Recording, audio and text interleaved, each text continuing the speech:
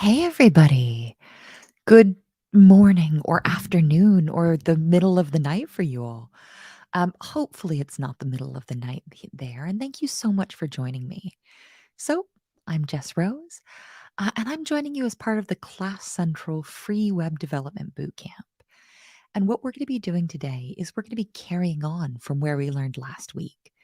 If you say, Jess, I'm not signed up for the boot, that's chill. Everything's fine. Or if you say, Jess, I signed up for the boot camp late, everything's still okay. Everything's super mellow. So we're going to start off about a third of the way through the HTML. But the HTML section isn't that long. So if you head over to freeCodeCamp.org and log in, even if this is the first time you're signing up, oh gosh, Linda, no, thank you. It's absolutely a privilege to get to learn alongside you all. So we're going to go ahead, even if this is the first time you've done this, head over to freecodecamp.com, get signed up. Y'all are too nice. Don't make me big-headed. And we'll go through this together. Even if you're catching up with the rest of the class, it's going to be super, super easy. There's lots of time. Everything's chill. So let's look at where we started. Let's look at where we left off last week. If you didn't join us last week, that's super fine. And I do confess that I'm going to be meaner than usual this week. And I'm going to try and get us through these first sections a little bit quickly. Just because when we went over this material yesterday, we didn't get through a lot of the hard stuff about forms. And I'd love if we can hurry through some of the link stuff. Don't worry if you want to go back through it yourself and make sure you really deeply understand it. But I'd love to go a little bit quickly through this to make sure we've got time to look at the more difficult things. So last week we learned about links. And you said, oh, an anchor tag, an anchor element let me go ahead and throw an anchor emoji in here. Just because it's not, if you're not a native speaker of English, I don't expect you to be like, oh, of course I know what an anchor is. But an anchor element, we're going to think about it conceptually as like, I've got a big anchor and the ref. So you start with your opening tag, you put an A to start the anchor tag, and then you write href, like we see right here. Oh, let's make this a little bit bigger, hey? A little bit bigger? It's quite big, hey? So here we see exactly what I'm talking about. We've got that opening tag. We've got our opening tag in an A. And then we've got this ref. And I like to use, not a mnemonic, but the memory tool of thinking about ref as the sound throwing an anchor would make. And then once the anchor lands on the other page, you can follow the chain from your page to that page. And that's if we're talking about external links. But here, we're going to be looking at what happens if you want to link to different sections in the same web page. Christopher, you are so right. I am very, very me. And do you know what? If you all forget to put alt text on your images, I will throw anchors at you. I'm not sure that's even a good pretend thread. So right now we're going to learn how to link to different sections on the same page. And that's going to feel like a jump. It's going to feel like jumping down or up the page. So let's go ahead. Anytime it tells us, hey, here's an example. I love to copy and paste the example, don't you? You're probably less lazy than I am, but as a deeply lazy person, I'm going to copy and paste this example. I'm going to copy and paste it here. Here, you know what, let's zoom out a little tiny bit. Yeah. Here we've got two different elements. We've got this one, which is a link, but this link looks weird, right? If you remember last time, our link looked like this, a ref, and then a URL. A URL is a web address, and we're going to look at maybe getting a speaker in here who can talk to us a little bit more about what that means conceptually. Just as a heads up, if you remember correctly, our guest speakers are on Wednesdays, and we do have a guest speaker tomorrow. So we've got Bruce Lawson joining us, and he's going to talk to us about how the philosophy behind the web.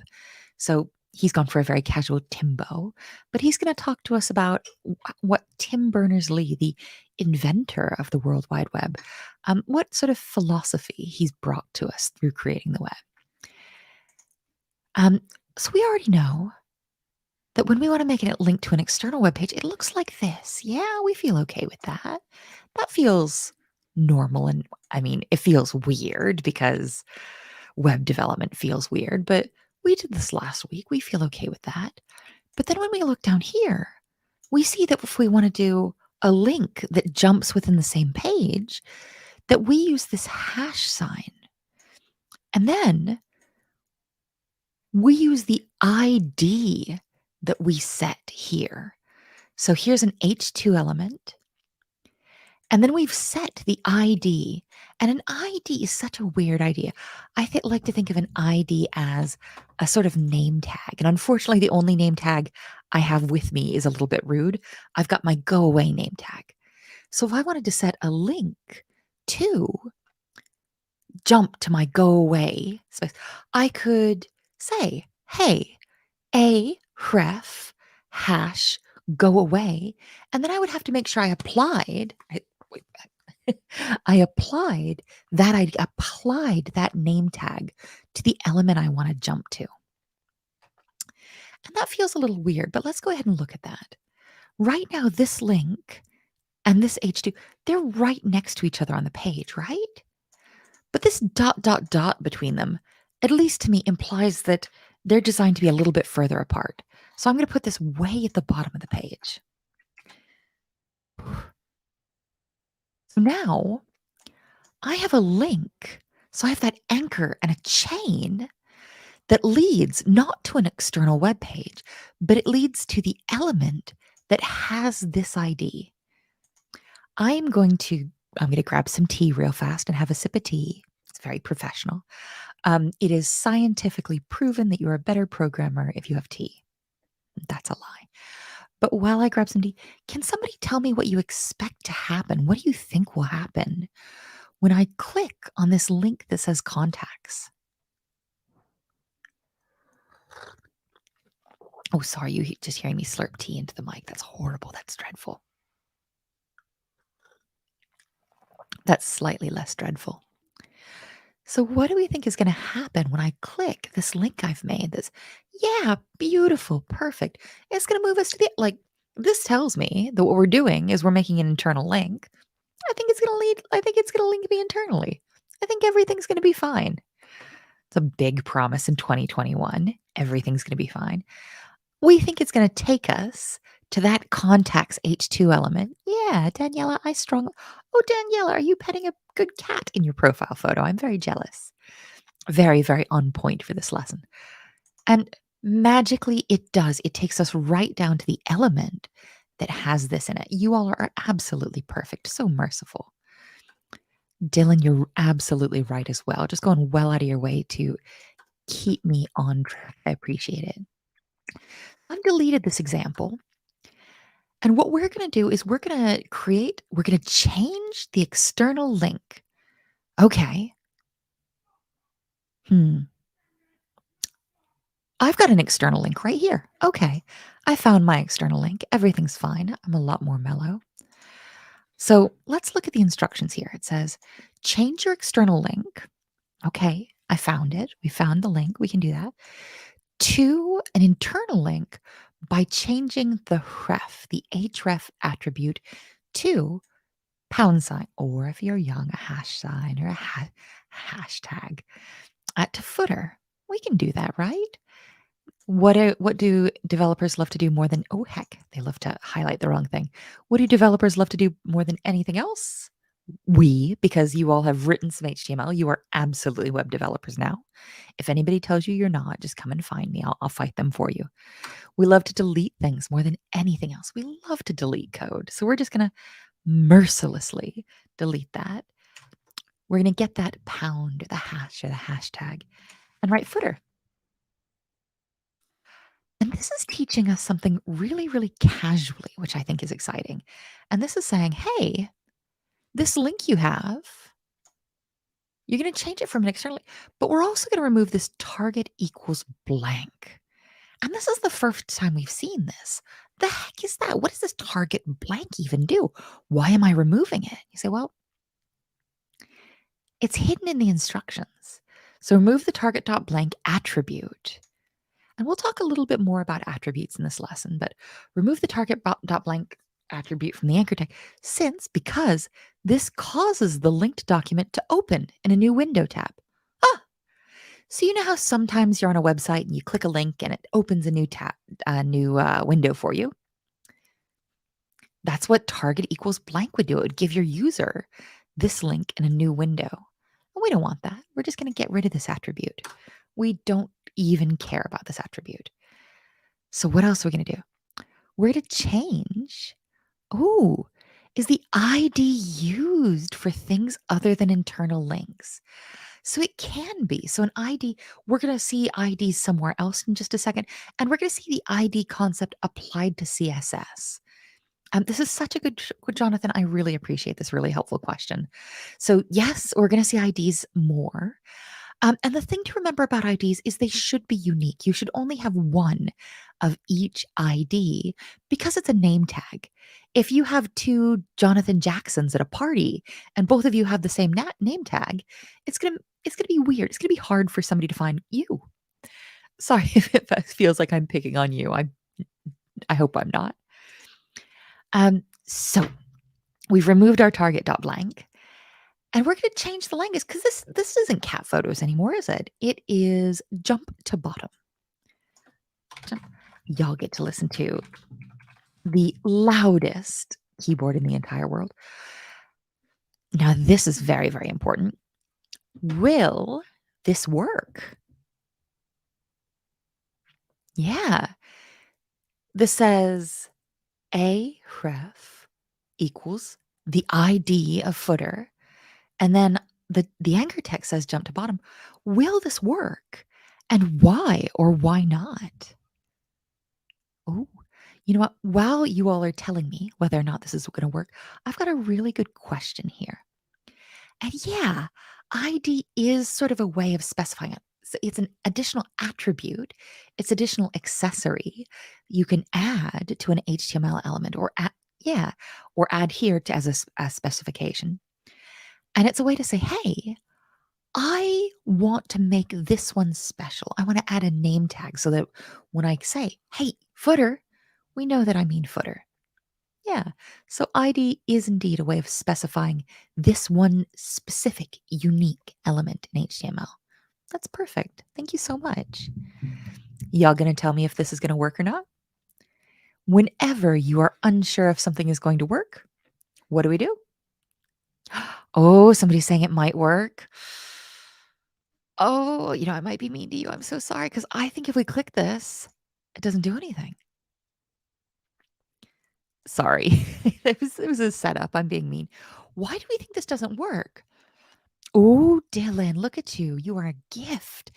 It's not going to work yet because right now you're all so perfect. Thank you. You're all just yelling the right answers at me.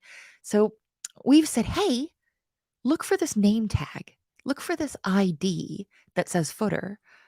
But some of y'all are taking a look at the instructions and saying, well, go down to your footer element and add. We're going to go all the way down in a dizzying way. We find our footer element. This doesn't have the ID of footer. We're going to, oh heck, we're going to add, we're going to type very, very poorly today is what we're going to do. We're going to add the element of footer here. And now, when we say jump to bottom, what this is going to do is this is going to say, hey, this is an internal link. It's a link. It's internal. It's going somewhere on the same web page. And really, I want you to go find this ID of footer and go to there. So it works this time because our footer says, I'm going to take you all the way down in a dizzying way, because our footer says copyright cat photo app. And you might say, Jess, why do I have to use the ID footer if we're already in the footer element? So this is really exciting. We could do some weird stuff. If I say, well, I want my ID to be banana. Yeah. this won't work. Hang on, I'm just trying to make y'all dizzy today. I'm just taking you up and down, up and down. If I say, hey, this link is to jump to the footer, if I click on that, footer doesn't exist anymore. We've got an ID of whoop, banana down here. I've got to find a better way to do this. I'm sorry, y'all. But what if I change this to banana?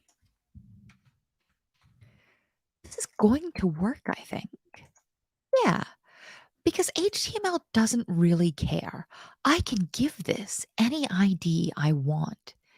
Can you tell me why I might want to use the ID footer to link to my footer element? What kinds of good reasons would I have to use the ID of footer when I want to specify my footer element? And while y'all are giving me the answer to that, I'm going to push run all tests. And remember, I've reset my progress. So if you say, oh, Jess, only y'all should be more than 40% of the way through. It's chill. We're going to submit and go to the next challenge, but come on, yell at me. Why would I want to use a human readable hints? Yeah. So yeah, Nermi, you've got a really good point that we are going to want to use that to bring that to the bottom. But Jolene has really got the answer that I love and saying, hey, do you know what? It's human readable. So say when you say, I'm setting the ID of footer to footer, when I come back 6 months or I haven't updated my personal web page in like a couple years. I want it to be readable. I say, oh, this ID says banana. What? Where is that? Whereas saying, oh, it's footer. Yeah. If someone else wants to use your code, they'll be like, why does this ID say banana? What was just doing? What have you done? Christopher, I love this. I love this question. What would have happened if we tagged more than one thing as footer?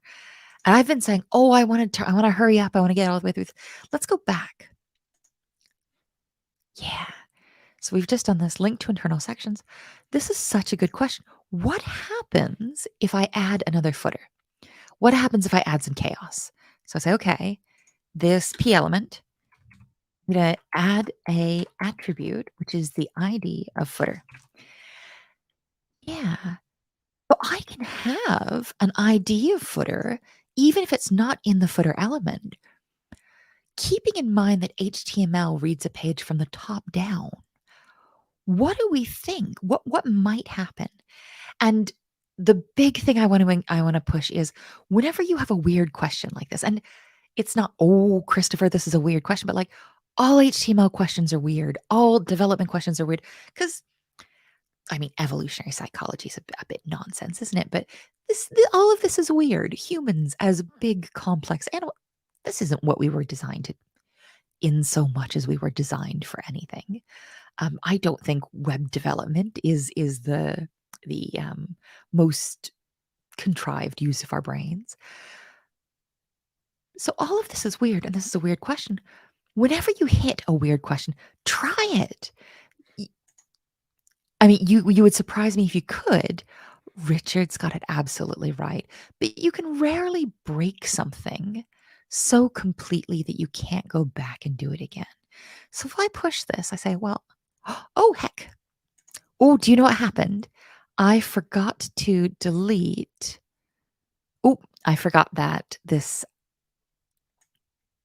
undoes all of my progress. I'm rubbish. Look at me. I'm not rubbish. I'm just modeling that. It's super easy to make really, really chill ones. So I say jump to bottom, and it's going to go ahead and jump to the middle. It's going to jump to this paragraph. It's going to center this because this is the first time it's seen the idea of footer. I'm seeing another really good question here and saying, well, hey, if my element, if this tag already says footer, why do I need the ID to say footer? Because HTML won't let you link internally to elements. So if I say not easily, you can do almost anything you want with JavaScript, and we'll talk about JavaScript a little bit more later on. But if you say, hey, look for the ID, look for the name tag of footer, HTML doesn't know to look for the element, to look for that tag. You need to go ahead and add the sort of name tag that says footer. So the reason is HTML is very smart, but it's, oh heck, is very smart.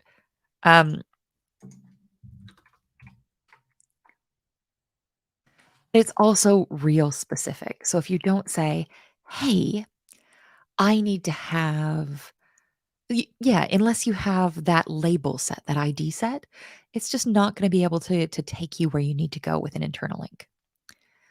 So we've talked about nesting last week, and this is when you put an element inside another element.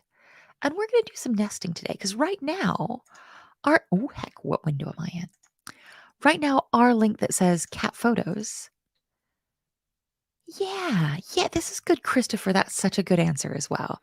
So, like, hey, the reason you might want to use an ID or the reason that HTML wants you to specify using an ID is if you've got multiple paragraph tags, you can say, okay, I mean just this one. It's reasonably unique.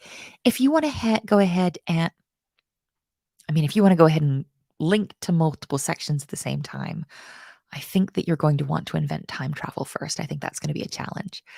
Um, but if you want to set rules for multiple different, for all of your paragraphs or all of your divs or all of your specific type of an element, that's going to be the kind of thing we're going to start to do in CSS, and that's going to feel really powerful. One thing I want to stress is we're going to get as far as we can in about 2.5 hours, but we're likely not going to finish all of HTML today. So that means that you all are going to have to do some of the hardest part. Look, I'm the meanest teacher. You all are going to have to do the hardest parts on your own. But I just really want to stress that you're never alone when you're alone. So if you come down here, there's a get help button. Get a hint, ask for help. But you can also head right over to the forums and we'll be really, really happy. I'm in there, the Class Central team is in there, and there's also some folks with mentor badges who are in there with the ID of mentor. So I want you to work on some of the hard stuff on your own, but because I mean, and because it's really, really useful to feel that frustration. And that sounds really sadistic, doesn't it? I want you to feel frustrated. But that I'm stuck, what is this? I don't understand it, is a really vital part of learning. I'm sorry. Oh, cool. So, Nermi, I'm gonna talk about this really, really briefly, just because this is a couple lessons before, or a couple lessons from where we are now. So an ID versus a class. This is a CSS question. So you'll see IDs used in CSS, and you'll see classes used in CSS. And classes are generally when you want to target multiple different things. So they're like a little post-it note. They're a label um, that you can apply to multiple different elements. Yeah. So we'll talk more about that in about 2 weeks, 1 week, 2 weeks. But just to preview, yeah, there's they're different for reasons. It's a terrible, terrible answer. So, oh, wow, this question is giving me some existential dread. Is there a way to open multiple web pages with one anchor link? I have no idea. Um, is there any way I could lovingly designate either of my beautiful assistants to have a look at that and see if you can see a resource for that? I hate to be very, very lazy and be like, y'all do the hard work. But whenever you don't know actually no, let's do that in real time. So is there a way to open multiple web pages using one anchor link? Jonathan, I might copy and paste this exact question and throw it in DuckDuckGo or throw it in Google or throw it in Bing and just say, hey, is this possible? Can I do this? I personally have no idea. Maybe? You'd want them to open in separate tabs, of course. I genuinely don't know. I'm going to ask you to web search this and come let the rest of us know. You love how lazy teachers get, where I'm like, I don't know. I want to finish this part. Go look it up. It's a good question. I'm so sorry that I'm rushing and rushing and rushing to get to the forms just because a bunch of folks said they had problems with it last week or yesterday. Time, what is time? So, oh, and where it says, "Oh, Jess says this in the chat," that's absolutely my smarter and more handsome and funnier colleagues giving really, really good answers here. What we're gonna do is we're gonna take one of our paragraph elements and we're gonna put a link inside it. And you'll notice that this link is kind of floating here, right? And that's not usually what links look like. So what we're going to do is here, I'm going to make you, I'm going to force you, I can't even think of an empty thread. I'm going to politely request that you all go ahead and read this in detail on your own because you all are, who here is doing these assignments before the stream and who here is doing these after you watch the, oh gosh, and who's doing these at the same time? I'd love to get a little bit more information about how you all are using these in relation to your studies. So, we're going to put an anchor tag inside of our paragraph tag. And we are, okay, you're doing them before. I think you get the most out of these if you do them before, I confess. Where I was like, everything's okay, but I think that's often the best. Um, what we're going to do is we're going to skip all of these important things and we're just going to look at the assignment. Okay. Oh no, it's okay to be anxious. Yeah. There's by the time you're done with this course, I absolutely promise that you are going to be much better at HTML than I am. I am joyously, I'm, yeah, meditatively terrible. I'm bad at HTML, I'm bad at CSS, and that's not going to stop me. I promise that if you keep going, you're going to be better than me. Some of y'all are saying that you've finished all of HTML and you're ready to, you can start on CSS. Oh, yeah. Like, yeah, don't wait for me. I'm too slow. So we're going to start a new paragraph element. So I'm going to I'm going to come under these. Yeah. And we know that a paragraph element starts with a P. And we also know, you know what? Good habit to get in when you start one of these that you go ahead and end it. And this wants me to say view more cat photos in this paragraph. But dun dun dun dun, it wants the words cat photos to be a link and the words view more not to be a link because we have already established all of my toxic traits that I'm very, very lazy. I'm going to be extremely mean. Can I get someone to please give me the full line of what this HTML should look like? So, view more cat photos, give me that full line typed out of what all of that should look like. I'm just going to drink tea and chill until somebody gives me the right answer.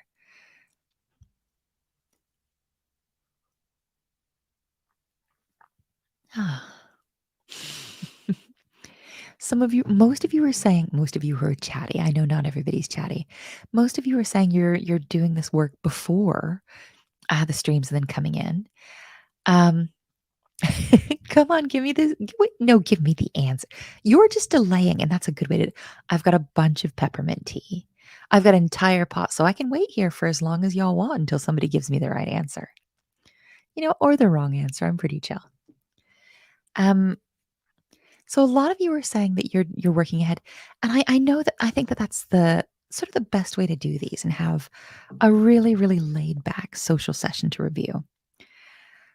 If folks are still yeah, if you find yourself stuck on forums or if you have a difficult time, go ahead and shout at me in the forums. If folks are really, really stuck, I can go ahead and add a drop-in session on Saturday.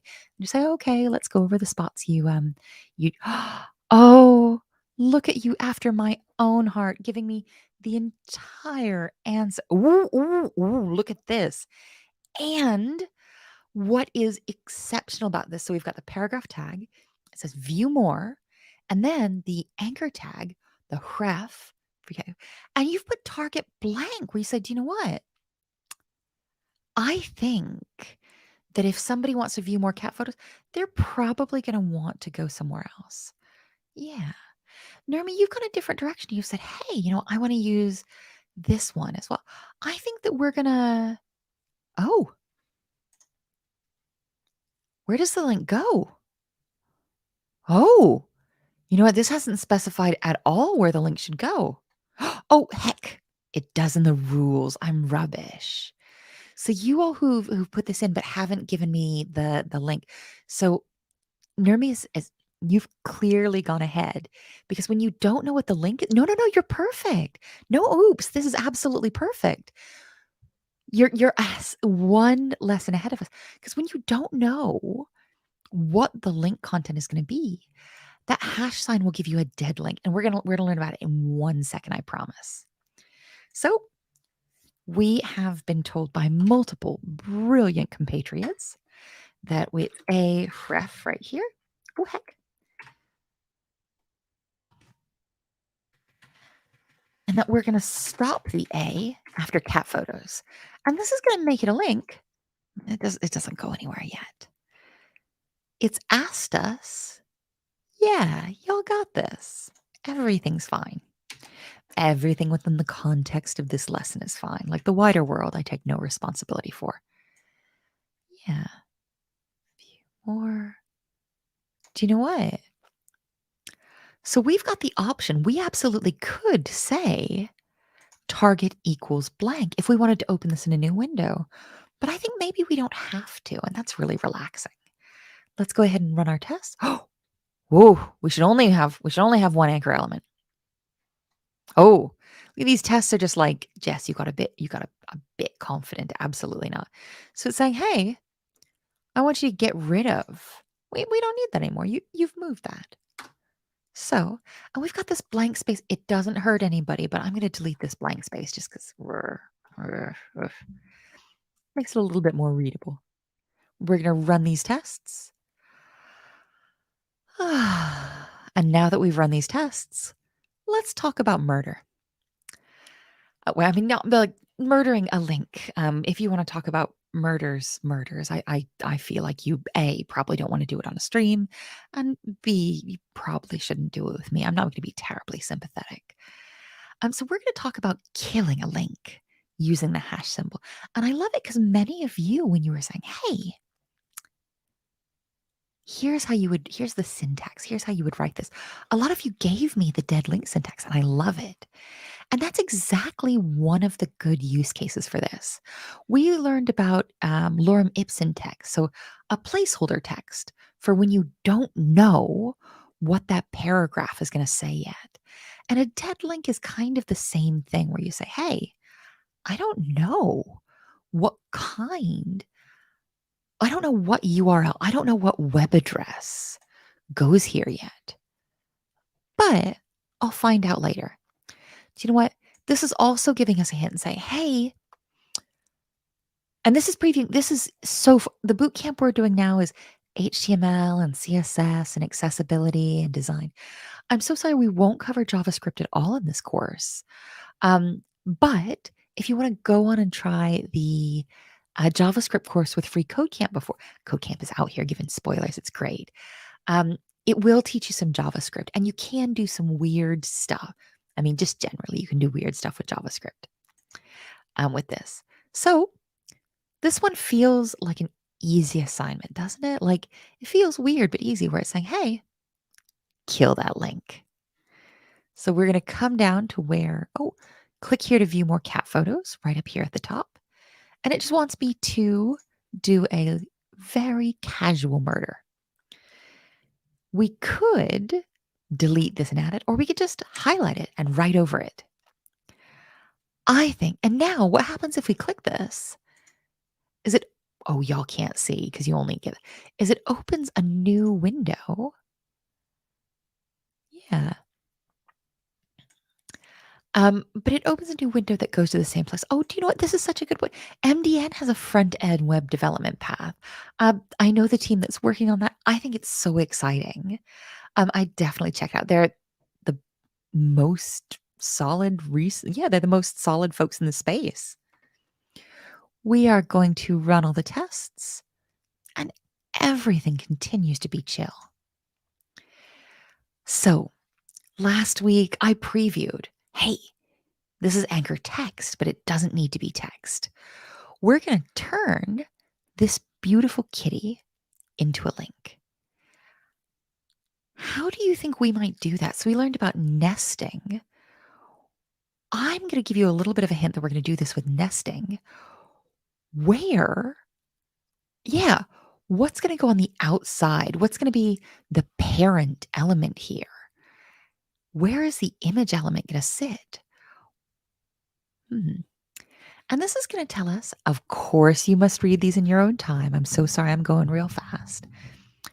This is going to tell us about how to nest our anchor element.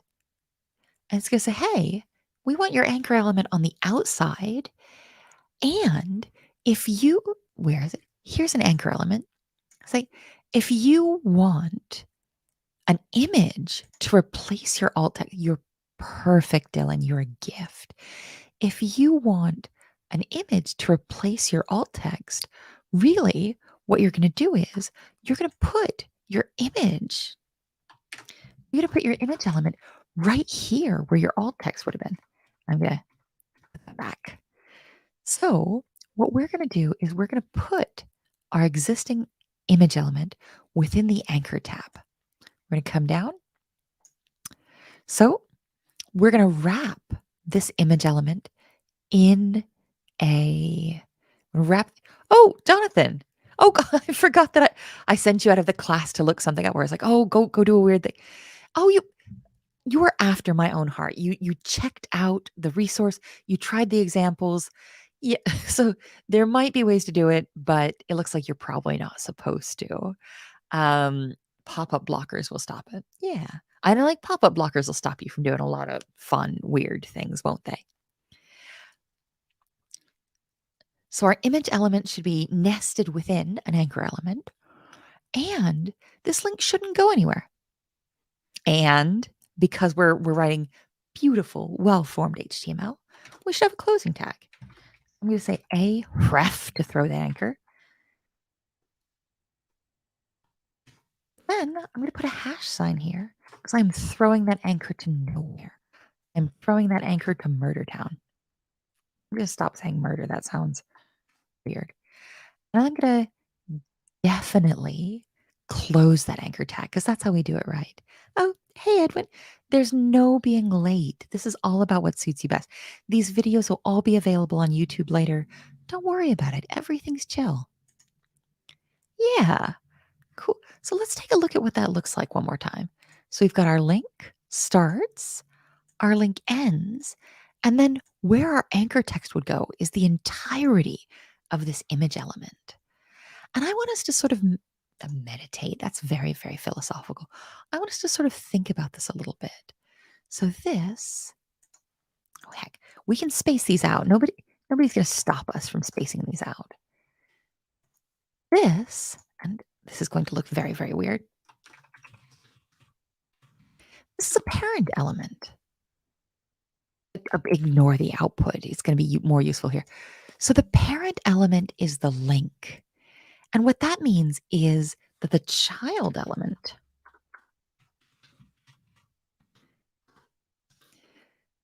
is the one that's inside it. And this idea of parents and children, this is the end of the parent element. The idea of parents and children in HTML and within programming overall is going to be something we're going to see a lot more of to say, hey, what does this sit within? What does this belong to? Who has responsibility for this? Sort of big programming concepts that it's interesting to sort of start to map out now. Yes, we are going to make some lists. I'm going to go quick through lists. Oh, it's a question. Can all elements be used as child elements of a parent element? No. So they're not all equally interchangeable. So the body element can only be the child of the so some of them are top level elements. Um, let me top level.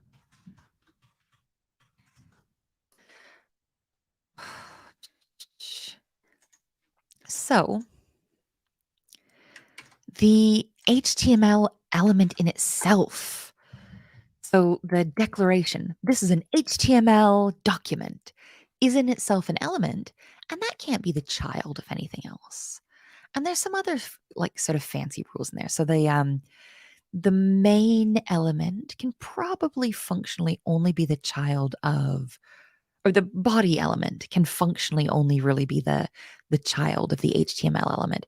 So some of these big semantics, so some of these big ones that are really necessary for breaking up the meaning of your web page, have some extra rules. And because I am a very mean teacher, anytime you're saying, oh, what's the deal with this element? Or I've just learned a new element. Go to MDN, read about this. Say, hey, do you know what the top level, the root element here for HTML? If you click on that link I've just given you, it says, well, the HTML document, the root element says the HTML element represents the root. So the top level element of an HTML document. And this means that all of the other elements that are on your page have to be the children of this. And this seems especially mean because we haven't talked about declaring HTML yet. We haven't talked about this parent element. I'm just sort of previewing. It's a big, weird, special element coming, and we'll learn about it soon. But this one that we're going to learn about is going to feel real easy. We're going to make a list. And before we make a list, let's see what a list feels like. Haha. So it feels like cute dot. And that's it. It's some formatting. All right. We see that we're doing an unordered list right now. Yeah. Oh gosh, you know what? This is such a good point where we've got a learner who says, hey, I've learned all of the HTML and CSS, but I forgot how to use all the Me too, all the time. So I consistently have to look things up. We'll have Bruce Lawson into bar. Bruce wrote some of the spec. He helped write the rules for HTML. And I bet when we ask him that he has to look stuff up all the time. It's fine. Especially in 2021, forgetting everything is what the cool kids do. Although I don't think I'd count myself one of the cool kids. So here we see that we're going to be doing an unordered list. And this gives us a really friendly hint that maybe an ordered list exists too. There's another type of list called a dictionary list. And we're not going to learn that this time because it's kind of specific.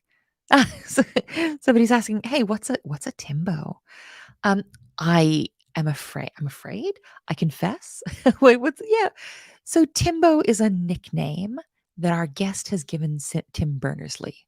So it's just a friendly, very casual way to refer to the gentleman who invented the World Wide Web. Yeah.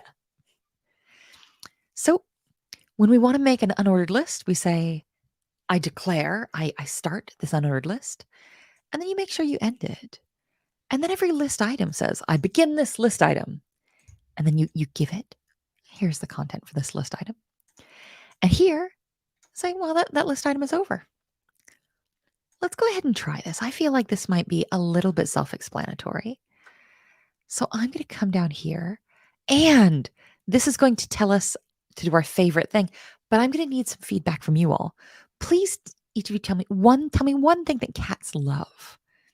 And while you tell me one thing that cats love, I'm going to be deleting, because that's what all developers, I think, love to do best, is mercilessly hit that delete button. And while I'm putting up that it's an unordered list, you all are going to tell me what cats love. Oh, look how pure this is. Give me just a second to start a list item. Laying in the sun. Oh, you know what? Who doesn't? I've already got sunbathing. I feel like we've got that covered. Yeah, catnip. I'm gonna say ruling the universe. It is, I mean, again, who doesn't love limitless power? So we've got catnip. And then we're going to end our list item. We're going to come down, we're going to start. And you see that once we put list item down, we get that bullet. Ruling the universe. Oh, cats love kissing my heart. Oh, I want to kiss cats. Whatever they want. So it's told us to just add 3. Unfortunately, you all are giving me fantastic ones. We've got the start of our unordered list, the end. I'm going to add a little space here. The end of our unordered list, and we've got 3 list items that both start and close. We're going to run our tests. Jolene, you make the best point. Cats live for destruction, don't they? And we've just previewed that. Say, hey, we're going to do an unordered list. Now let's do an ordered list. I've just asked you for things cats love. Please tell me things cats hate. And while you tell me things cats hate, I'm going to show you how to do an ordered list. Cats hate taking pictures of cats? It's very meta. Just like we started our unordered list, we're going to start our ordered list. And we're going to finish it just to make sure we don't forget. So cats hate, here's a list item just like we just did, and getting their photo taken. We're going to end that list item. We're going to do another list item. Oh, a lot of you are saying baths. Baths. And you see again that as soon as we get L doesn't do anything, LI gives us that number right away. Ooh, a leash. Cats hate a leash, don't they? And then we've got our list item again. So this is going to feel, and let's give it a little bit of space just so we can feel the syntax a little bit more. Yeah. So these feel really similar. Unordered list starts, ordered list starts. Yeah. Oh, cats hate going in the car. And here, unordered list stops, ordered list stops. We got our list item starting, our list item stopping. Everything I think is going to be really, really good if we push go. Yeah. Whew. I mean, maybe I'm a cat. Not getting to do whatever you want to do bothers me as well. Mm. Mm.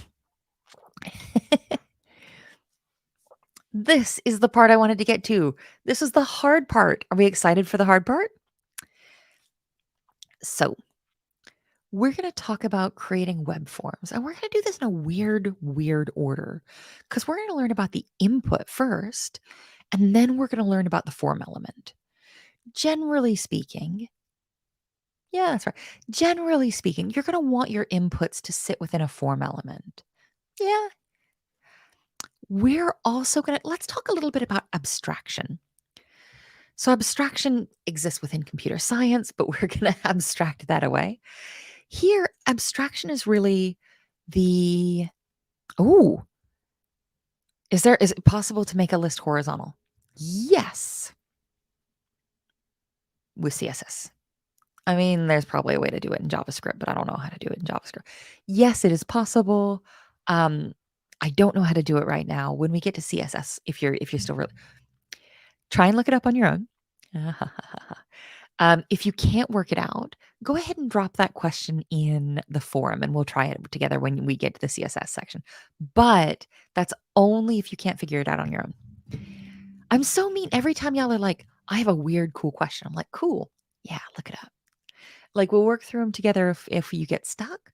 But I really want to encourage you to look up weird stuff when you find it.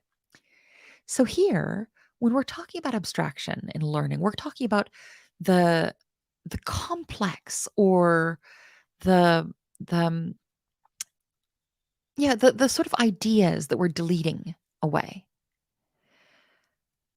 So we're going to be talking a little bit about servers. So inputs, when you take a user input, that's generally going to go to a computer. Not necessarily your computer that's on your desk, but that's going to get sent to a place. That's going to get sent to a URL or to a service or to the address of a server. And that's going to handle that. That's going to hold that data for you until you can have a look at it. But we're going to abstract that away and say, hey, These are things that exist. These are things that you're going to have to learn later, but we're not going to learn them right now just because they're going to feel a little bit complicated. So I just want to flag, hey, you're going to see that we're sending form data to a URL, to an address. And you might think, that's weird. What's with that address? And you say, okay, we're going to learn about that later, possibly after this course. But just note that there are things going on sort of under the hood that we're not going to talk about yet. It feels very much like being a child again, isn't it? Like, oh, you'll understand when you're older. But for here, for education's sake, we're also going to learn this slightly out of order. So we're going to say input type equal, oh heck, is equal to text. And look at that. Even before, I'm going to copy and cut this.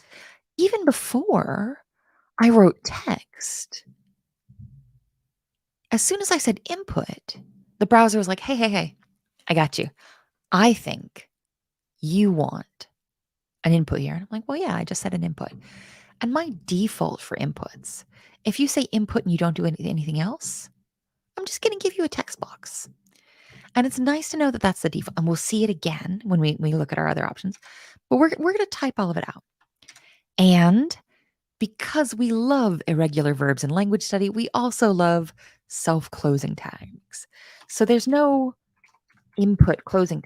It just magically closes itself. Yeah, Daniela. So I will absolutely give you examples of different inputs as soon as I push go, because we're going to get another one right away. I mean, we're going to learn about forms, but then we're going to move on to things like radio buttons and checkboxes. So I promise we're going to get a whole bunch of different inputs.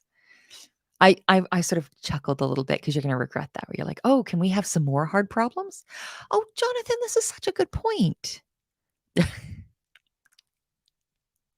We're going to run all those tests.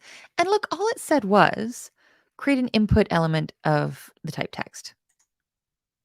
Yeah. Everything's chill. Let's learn our form tags. Oh, no, I lied. Let's learn about placeholder text. Let's learn about our form elements. Then let's go ahead and start learning about these radio buttons and checkboxes, all of these other evil, scary things. So right now, our box is empty. We've got our top 3 things cats say, and then just an empty box here. We're going to put some placeholder text in that box. And we're going to do that by adding the placeholder value to this. We're going to come all the way down. Value, attribute. These feel, I think these words are pretty interchangeable, yeah? Oh, sorry. I'm very elderly and I went to the gym this morning, so woof. Hopefully I survive the rest of this lesson. So this is saying, hey, let's look at our example because this feels weird. It says placeholder is equal to, and then you put in the text you want it to have. Okay. Placeholder equal to, and then we've got our quotation marks because those always hold what we need. And here we want it to say cat. Hey. And do you see this appearing as we go in the little one? I mean, cat photo URL. And remind me what a URL is? You don't need to know what it stands for, but just generally, what's the sort of colloquial, what's the informal way to say that? Really, I'm trying to buy myself some time to pour some tea. Oh, heck. Yeah, a URL is just a web address. So here we're saying, hey, our user, you are absolutely perfect. It is indeed. Say, hey, our user, go ahead and address to a website's another really good way to say this. URL is really just that HTTP, www, and we'll learn a little bit more about those later on. Web address, y'all are absolutely perfect. You're after my own heart. Here, it wanted the placeholder text, cat photo URL. I think we can run this. See, I can, Dylan, it's called a uniform resource locator. And I really like this name because it's, I mean, it's terrible, isn't it? It doesn't really say web address to most of us. It's a little bit of a techie term. It's not, but yeah, everything's fine. So We learned about our input elements before we learned about our we learned about our form elements. So we're gonna create a form element. And I'm gonna go ahead and read through this, even though we've been zipping through and say, hey, you can build web forms that actually submit data to a server. And look at that. The concept of a server is so wiggly that I had to like stretch and settle. So a server is just another computer, but I like to think of a server as a waiter or a waitress. And a server, it's a computer that's connected to other computers or to the internet. And the server's job is to take things, I mean, conceptually from the kitchen, if we're using this metaphor, and then give them to someone else.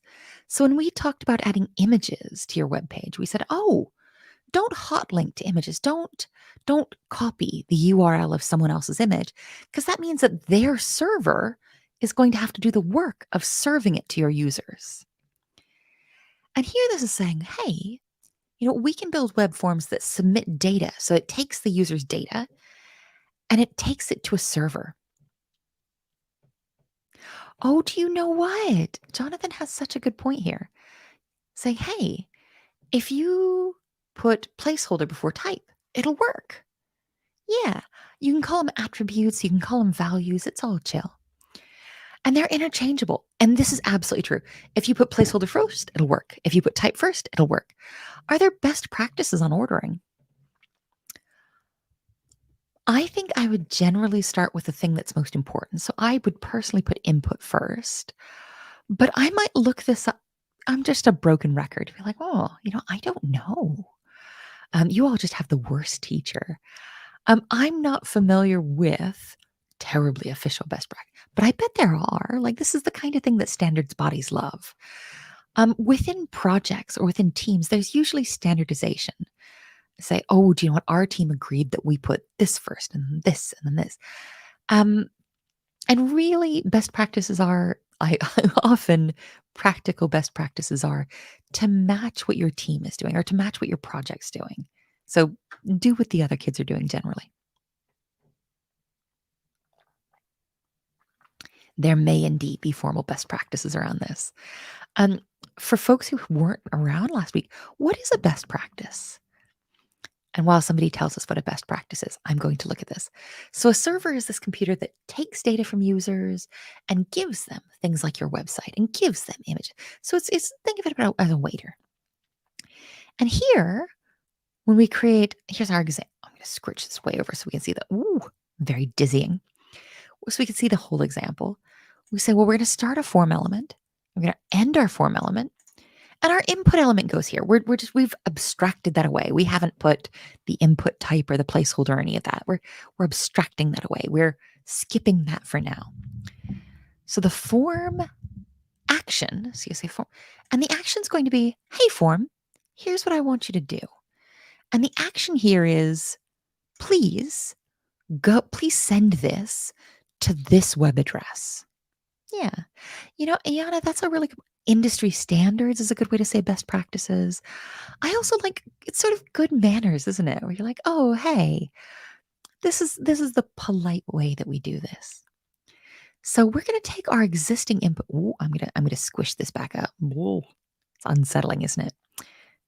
We're gonna squish this back up. So we're gonna take our existing input element and we're gonna nest this within a form element. So form. I'm gonna say action. Action is equal to, and it wants me to say the action is equal to freecatphotoapp.com/submitcatphoto. I'm not going to type all that out. What I am going to do is copy and paste that. I'm going to close my form element right here. I'm going to add my closing tag. I haven't closed my form element at all, have I? Because here we're seeing form element opens. And this is not like input. Input, look at this. Input is a self-closing tag. That's so chill. Form, alas, is not a self-closing tag. Why do you think form might not be self-closing? Yeah. Why do you think that form really can't be self-closing? I'll give you a hint. Form can't really be self-closing for the same reason that a link, that an anchor tag couldn't be self-closing. While I see if anybody can tell me that one, I'm going to go ahead and say, here's my form tag. I said form action. It goes to the URL. I haven't touched my input type at all. And now I've got Dylan, you're after my own heart. Yeah. So that it can have children as well. That's such a good, that's such a family way to say, oh, yeah. The form needs content and you need to put stuff in it for it to really function. I love the so it can have children. That's so sweet. um,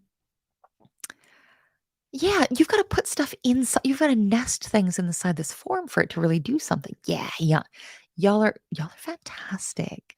Do you know what? I should just run these open and you all right, y'all teach each other. I'm gonna be lazy. Yeah. Yeah, self-closing elements can't really have children in them. I don't I'm trying to think of an edge case. I'm trying to think of an extreme case where they could. And to my immediate on-camera memory, I don't think they can. Y'all just have the worst teacher and you're so chill about it. I think we can run all tests. And this extremely difficult problem is done. Yes, we're going to add a submit button. And joyously and relax. Do you know what kind of element we would use to add a button? It's an excuse to drink some tea.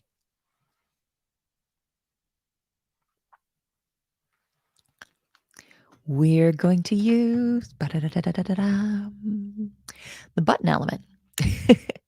So we're going to use the button element to create a button. Yeah. We're going to come all the way down. Where are we? So add the form as add a button as the last element of our form element with the type of submit and submit as its text. Lewis, you are 85% of the way done with this.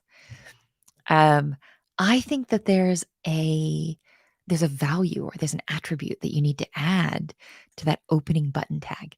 I'm so mean, sorry. So we've got our form element that starts here and it ends here. And it says add a button as our last element so here's an element within our form. What I think it means is add a button as your last element. I think it means come on down and start your button here. Buttons, terrifyingly, have types. Blue cat. I haven't seen Doraemon in a while. Hello. Fabulous. So the button here, we've got to add a type. And this is just like, hey, browser, I'm making a button. The browser's like, cool. And as soon as I said, head browser, I'm making a button, can you all see the itty bitty little tiny gray way down there? The little tiny sort of gray nubbin. And that's our button just waiting to be born. Our button needs the type of submit. Oh, heck. Button needs to. I need to know how to type submit. Fabulous. So we've got a button type that's submit. And when we look at I'm going to stretch this out. Don't get dizzy. Whoa. Here we've got an example of what this is going to look like. Yeah. Oh, Jonathan, this is such a good question. You say, hey, is everything inside the form element connected like the input and button are? So they're going to be part of the same form, but they don't necessarily visually have to be naturally without any inference. They'll sort of look very similar visually. But you can do things that sort of space them out and do weird things. So they're all part of the same form. They're all part of the same form element. So unless you do some CSS stuff to it or do some sort of weird stuff with spacing, it's all going to kind of look like the same thing or part of the same family. So you see we've got button, here we've got our type is submit. And then what our button says, this feels a lot like anchor text, doesn't it? Yeah. Then we put in the content of what our button says. And then we've got the closing button tag. I want to give you, and I'm not going to give you the answer. I want to give you a question, which is what would happen if you nested an image inside of the button's sort of anchor text? The text for the button. What would happen if you put an image in there? Would it break? Would it do something weird? So we want our button to say submit. I can't spell. And we want to make sure we close our button. We are super responsible. We know that we've got to close most of our HTML. Look how pretty this looks. We've got like a proper submit. This looks like a proper web page, doesn't it? The image becomes the button. Absolutely correct. I probably wouldn't have given y'all a task that would have been mean. So even though forms are big and scary and hard, we can run these tests and it's going to be fine. We can and this make a lot of sense. Look at these. What do we what kind of elements do we think these might be? Very likely buttons. So this is a really, really good point. And I want to point out really quickly that I'm not talking to anybody who's unemployed or underemployed or student. You should not spend your money if you don't have money.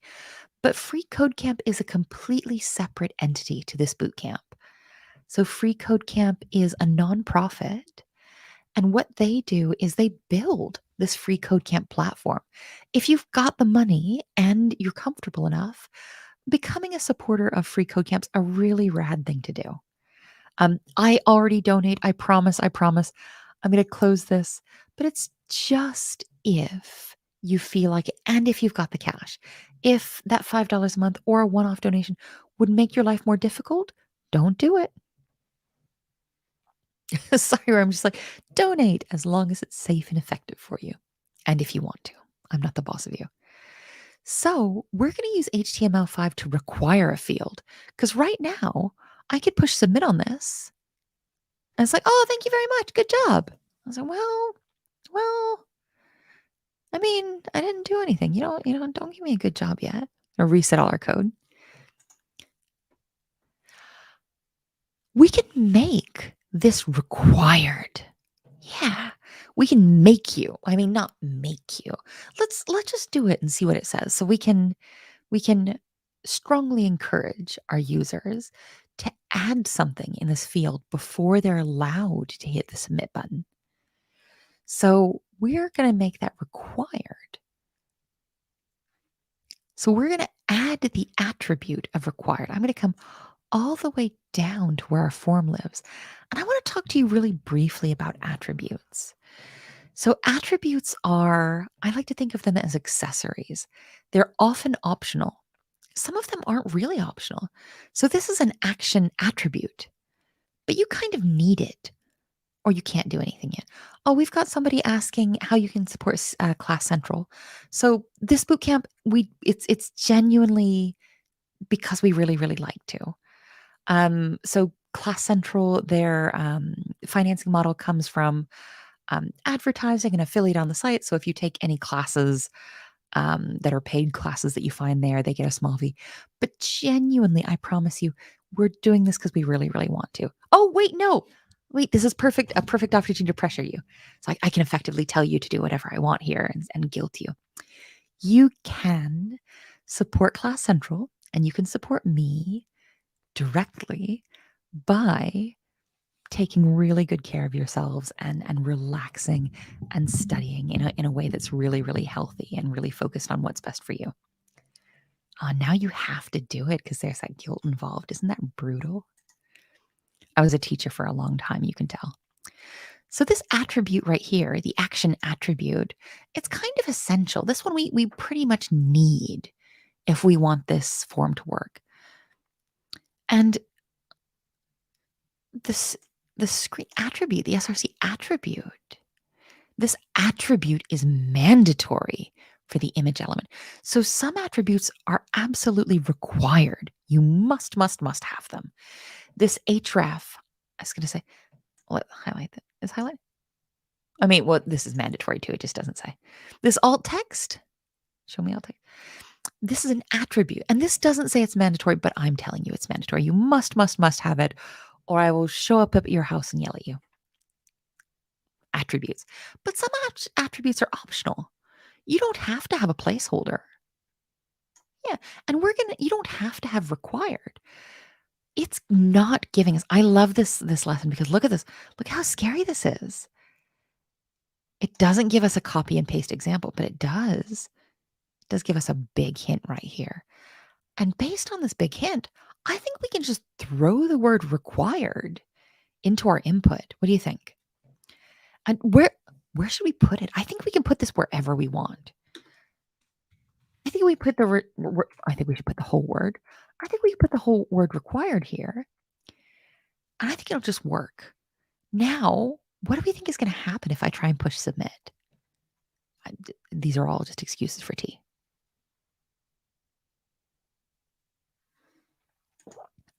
I think we're going to get like a no.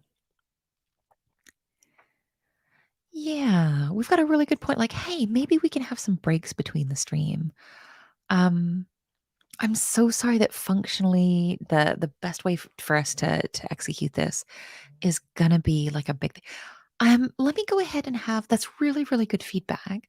Let me have a think about that. Like what more chaotic study sessions would look like where we've got breakout rooms. I'm just daydreaming a whole entire university. It's a really good point. I'm so sorry the nature of these isn't really well equipped for breaks. Let me have a little bit of time to consider how we might be able to better do this. And selfishly, I could use a break myself. 2 hours is a little bit of time. If I push submit, look at this pop-up. Look at this pop-up. This pop-up is saying, no, ma'am, you may absolutely not do that. And what if I move this attribute? What if I say required? That's Control X and Control V or Command V, really. I'm going to put it before my placeholder. How do we think this is going to work? It says, no, absolutely not. You can't have that. No, ma'am. We are going to push run all tests. Yeah. We're going to submit and go on to the next challenge. We're going on to this challenge because this challenge sucks.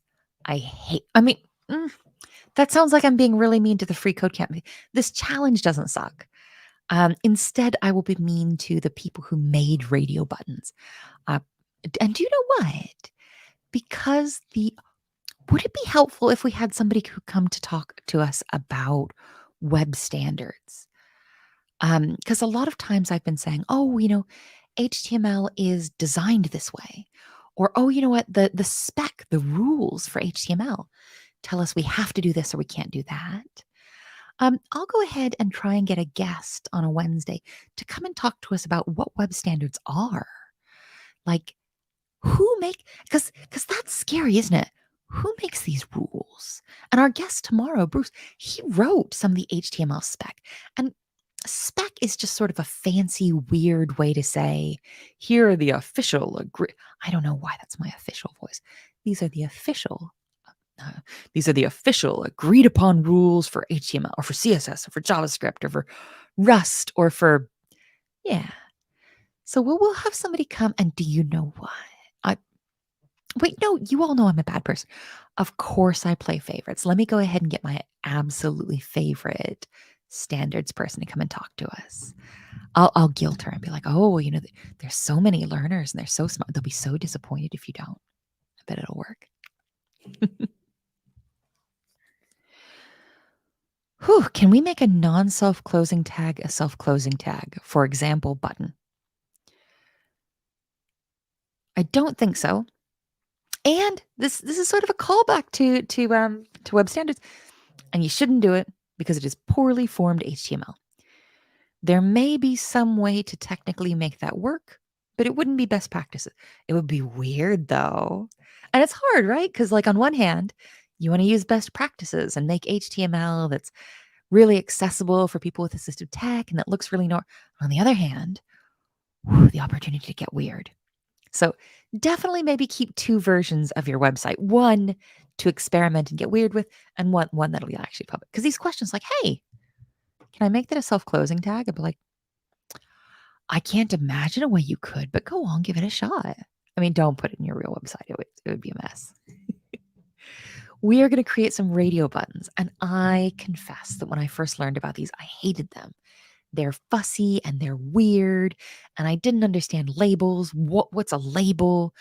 Yeah, these made me mad. And I'm very excited to make you mad.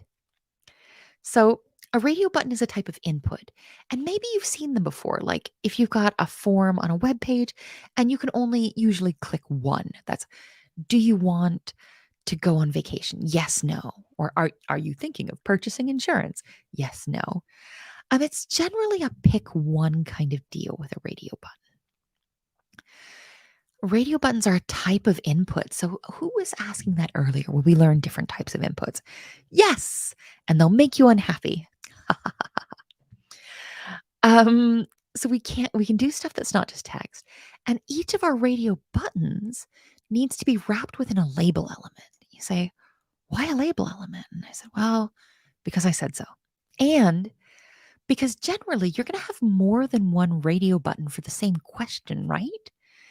If I want to say, what is the cutest type of cat?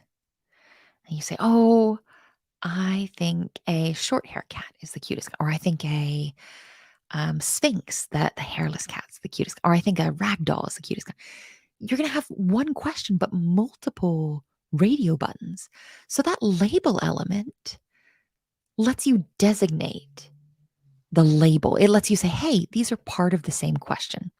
But all of these radio buttons should have the same name attribute.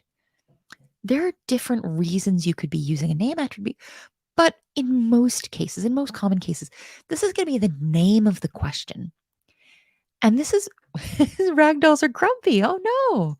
I confess nobody's given me a giant ragdoll cat to play with. Yeah, because each answer is a label. Linda, you are way ahead. I'm going to make you start teaching this. I'm very mean.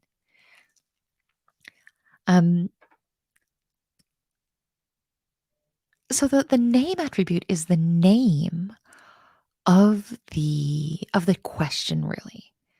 And here's an example of a radio, but let's go ahead and copy this. And I'm going to copy this because I'm really excited. This is so ooh, you know what? Being lazy. Where shall I put this label? Where in my HTML, where should I put this label element? Where should I put this radio button? Should it be inside any other elements? I mean, it should probably be inside main. Yeah. You would be a great teacher. Everything's fine. We should probably keep it inside main, but is there a parent element? Should it be a child element of any larger element? Look at me getting excuses to get tea.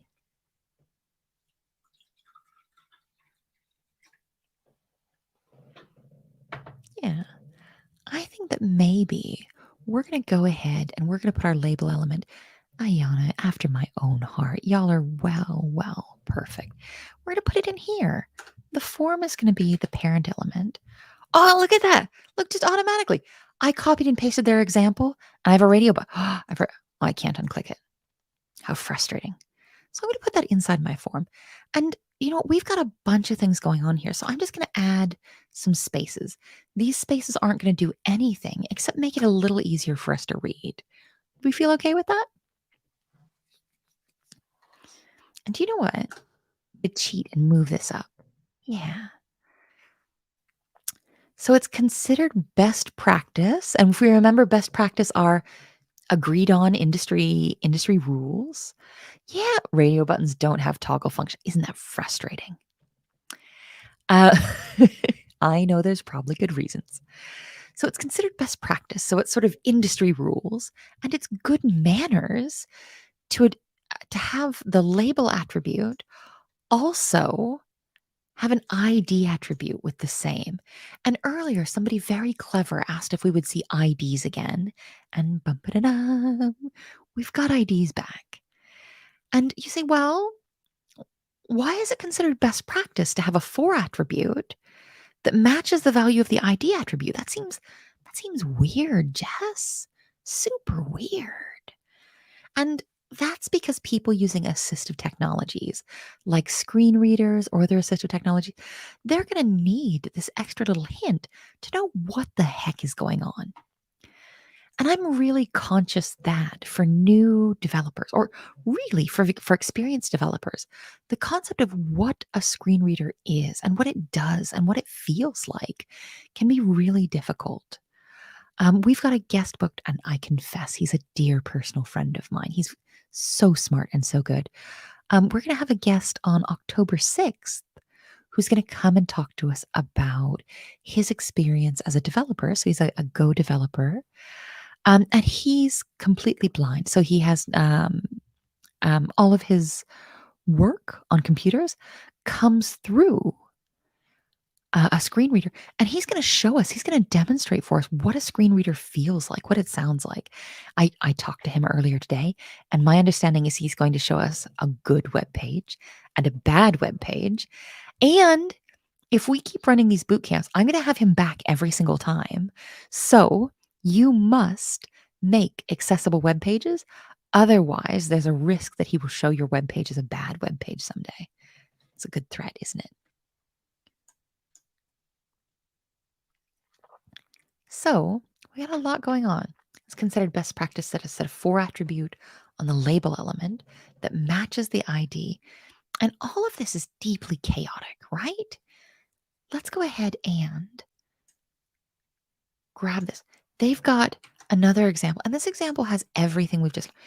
If that just rushed by in a flash, don't worry. We're gonna look at this example while we talk about it. So we've got our input ID is indoor. Okay, so this ID, the name tag for this choice says indoor. And here in our label, we've got the 4 attribute of indoor really mirroring that. Yeah. Oh, heck. Is it best practice to always nest the input element within the label element? It's my understanding that it is, yes. Oh. Is it? Have I lied? I've lied. Have I lied? Label for indoor. No, I have lied. I love to lie to you. Craig, this is such a good question. Are there popular tools to automatically insert common elements that are strictly for usability purposes? So I want to be really cautious here. There's a lot of accessibility testing tooling that's really, really good. And we're gonna have our guest, like that's a question I'm gonna bring to him on the no, no, no, I'm lazy. That's a question I'm gonna bully you to bring to him on the 6th, if you don't mind, if you're available. Um, but and the sort of accessibility automation tooling, the stuff that automatically injects the things it thinks you need to be accessible, I haven't seen. Some of them are really dodgy. Yeah. So there are some popular tools. I'd warn you away from the ones that anything that promises will automatically make your website accessible. Nope, don't you use that. I'll come in, I'll come and I will come and I will sit on your couch and I will look disappointed. I'm not even good at empty threats. So here we've got the full example. We've got our input, and our input is the ID is indoor. Yeah. I'm seeing a couple more questions. I'm going to get to those in just one second, I promise. We've got our type. It's a radio button. So up here where we see the input type equals text, here we see the input type equals radio. All right, cool. And the name here. So the name is, what is the question? And this still feels really abstract because we don't have a question, do we? Here we've got, for accessibility purposes, because you're a good person, our label started. And the label really means, hey, what is the text or what is the image or what is the, oh heck, label associated with this? And we say our label, we've added the for element for accessibility. Our label should say indoor. We're going to end our label. And input is self-closing, so we don't have to close that. We can also nest the element within the label tags. And that was a question somebody had earlier to say, do we always have to do this? And I say, you don't always have to do it, but we can do it. It is all chill. So let's copy and paste this example and see what this feels like. And I feel like this makes it a little bit more difficult where it's like, here's a bunch of options. And we're brand new to this. We say, don't give us options. You like keep it simple. But here we're getting these options because these options give us the opportunity to see what this might look like in the wild. If I had only ever seen it done this way, the first time I saw it nested, that might have freaked me out. And here we say, well, there's two different versions. So where you've got a really, really good question, you say, hey, and I think we've answered this now and say, Jess, and I'm going to be mean to you. Don't ever be sorry to ask. You're not bothering me at all. There are 3 code examples for radio buttons shown in the tutorial. How do we decide which one we want to use? I love that. I'm so sorry I made you come to 2 of these. You can watch the video and you could always throw a question up in the forum. So you decide. So this first, hang on, I'm going to stretch this out again. I'm just trying to make you dizzy. This first example, we're not going to use this one because it doesn't have the for attribute. But really, this first one and this third one, these are the same thing, right? Yeah, these are the exact same thing. So we really only have 2 examples. That's chill. So really, should I use this first one where label is separate, or should I use the second one where it's nested within label? This is going to sound very, very heartless, but I don't care. Use whatever one feels the best for you. They're genuinely optional. Nobody's going to be mad. There's no rule. There's tons of rules, but both of these work just as well. I'm going to leave this nested. Oh, do you know what Fabio's saying? You know what? We're not only are you all web developers, you're all good developers. You say, hey, you know what? I find that it's more readable. I like the term human readable. It makes me sound a little bit like an alien or a monster. Oh, the task says it must be. In the real world, you can do what you want. Fabio and I think that it might be a little bit easier to read nested. So we're like, where's that? Oh, here's the label. But let's come look at our homework. We're gonna come all the way. I know I'm coming down. I'm coming down. Add a pair of radio buttons to your form, each nested. Hey, you are absolutely right. Within its own label element. What? Oh, look at this. One should have the option of indoor. One should have the option of outdoor. And the name attribute, so the question that's going to be associated to each of these should be indoor, outdoor. And do you know what's really exciting about this? I feel like we're halfway done. I feel like this example is our indoor. What do developers love almost as much as deleting code? So I could say, well, hey, you're asking me to create 2 radio buttons. They should both have the same name. They're both associated with the same question. But this question should have the option of outdoor. So like for attribute should be set to outdoor. The ID should be set to outdoor. And it's still a radio. I think all I need to do is change for and change ID here to outdoor. And I think everything's fine. Everything within the context of this lesson is fine. The world is still terrible. Label for is equal to the for attribute is set to outdoor. Yeah. And what do we do when we start an element that needs closing? We go ahead and we close it just to go ahead and keep ourselves on track. Here, we're going to create an input just like we did for our books and just like we did for our other radio button. Everything is extremely chill. Our input ID is equal to, somebody tell me what the input ID is equal to while I grab a sip of tea. See, these are your rest breaks when I'm being lazy. It's not a proper break, is it?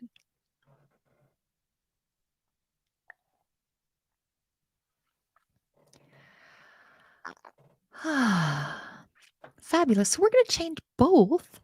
Fabio, you're absolutely perfect. We're going to change both our for attribute and our ID. And I think we're going to keep them both. Yeah, the ID is going to be outdoor here.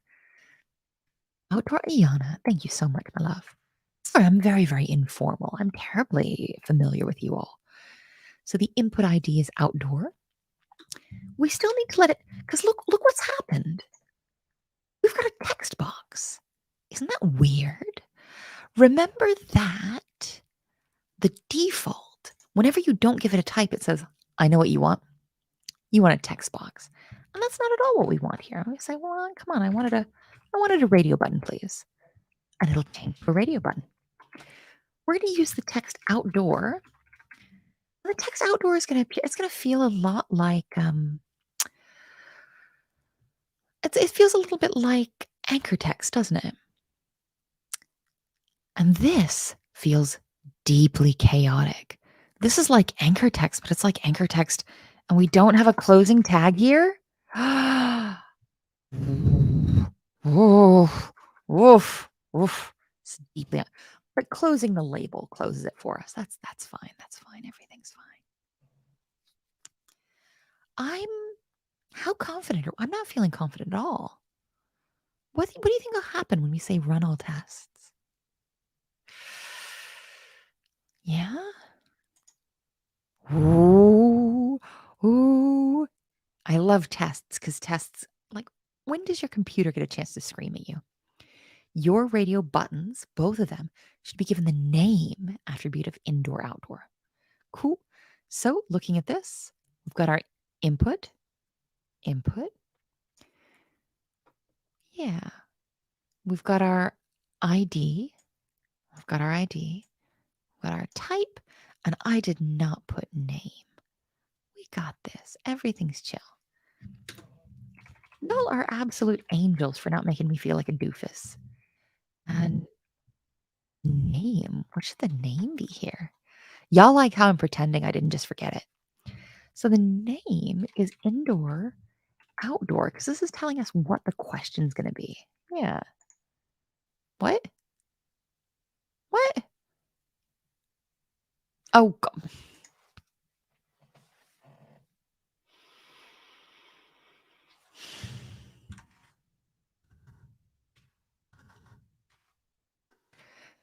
Yeah? Yeah? Ah, y'all are way too patient. I was going to say way too patient with me. So, checkboxes. Checkboxes are another type of input. Yeah. They both have the same name because these both belong to the same question.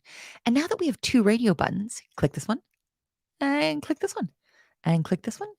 You get the idea. Yeah. So here we're going to go ahead and start looking at checkboxes. Checkboxes are another type of input, so they're going to feel a little bit familiar.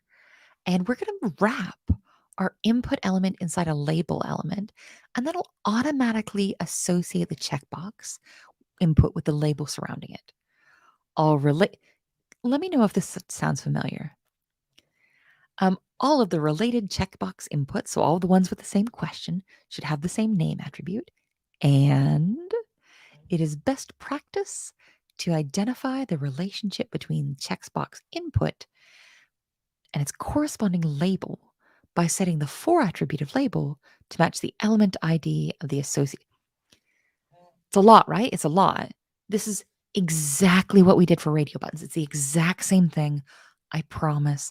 This is just kind of technical language, I guess, to teach us to be terrified of tech. No, they've done a good job.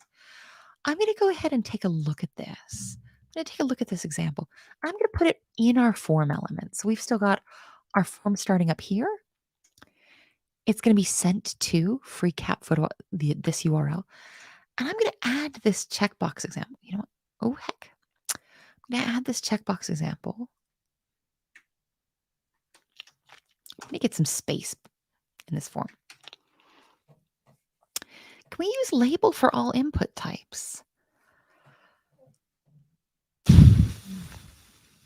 I don't remember using it for text.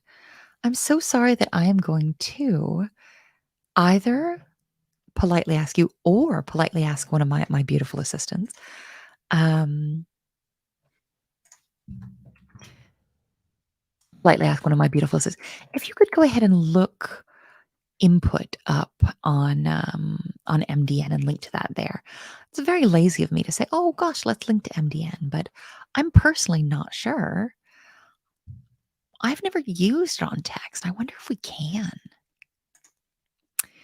Well, one of us, who's not me, is looking that up. We're going to take a look at what this checkbox looks like. Here we've got a checkbox. And this looks exactly, heck, give me some space. I love how it looks like me doing that and I didn't do it. Here it looks exactly like this radio button up here. Label starts, label 4. Hang on, let's format this.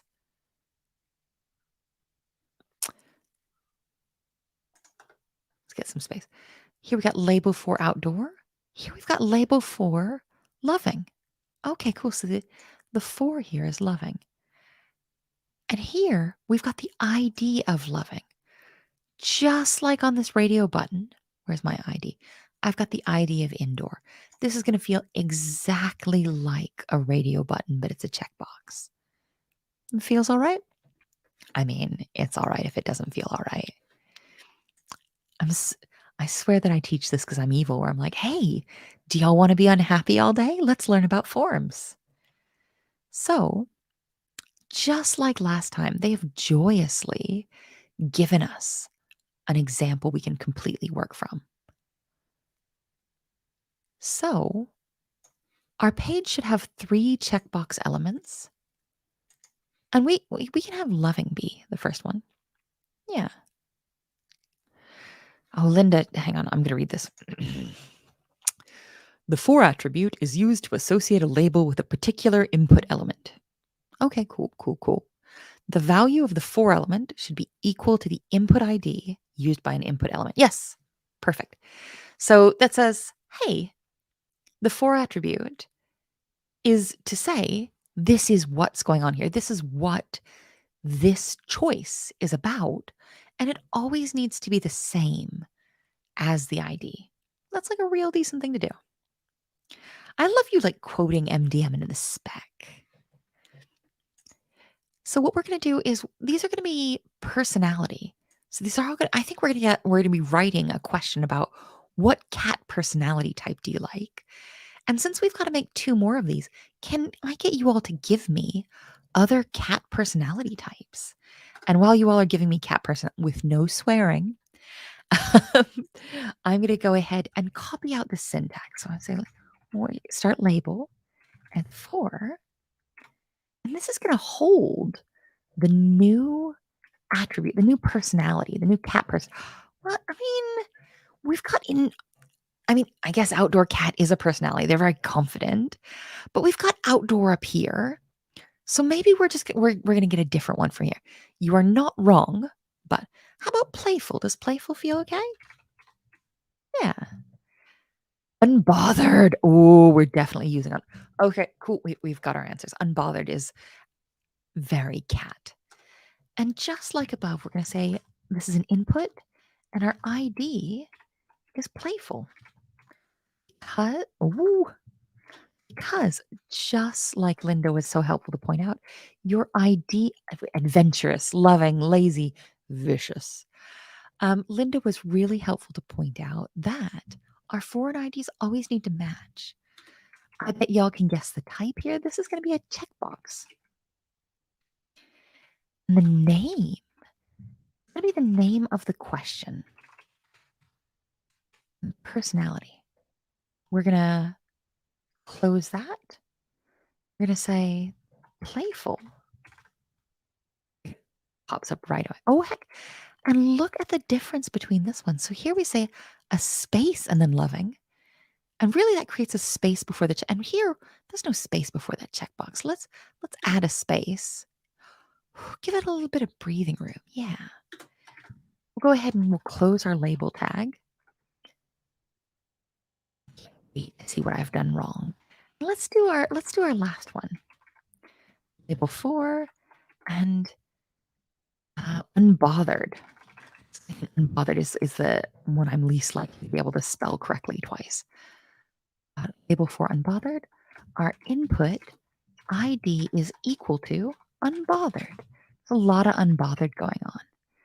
The type of input is going to be specified as checkbox. We don't want that text box to go away. And the name, oh heck, name of the question, wicked, such a good one, is going to be personality. I'm going to close that. Oh, this is such a good question, Daniela. I love that. Should we add a break before the checkbox? Let me get this one finished, and then let's talk about a break. Oh heck, unbothered. Let's close our label. So you've already seen an element here that we haven't explicitly learned yet. Where to go, where to go, where to go, where to go. Boop, boop. I just love to drag y'all up and down until you get dizzy. So here we've got our radio buttons. I thought we had a break for our radio. Oh, here we go. Here, let's put that on a, I think it's polite to put it on a separate line. Here we've got a break element. Here we've got indoor, outdoor. And then we've got a break between. What happens if I get rid of this break? Oh, nothing really happens. I guess it's just coincidence that it just happens to fit like. What happens? There we go. What happens if I get rid of this break and we've got more responsive web design, eh? If I've got more of a screen. What are you doing? There we go. If I get rid of the break, it all squishes together. Sometimes responsive web design makes for bad examples, but is what you must do. We'll learn about it towards the end of the course. So I think a break would be a really good idea here. I'm going to copy and paste this.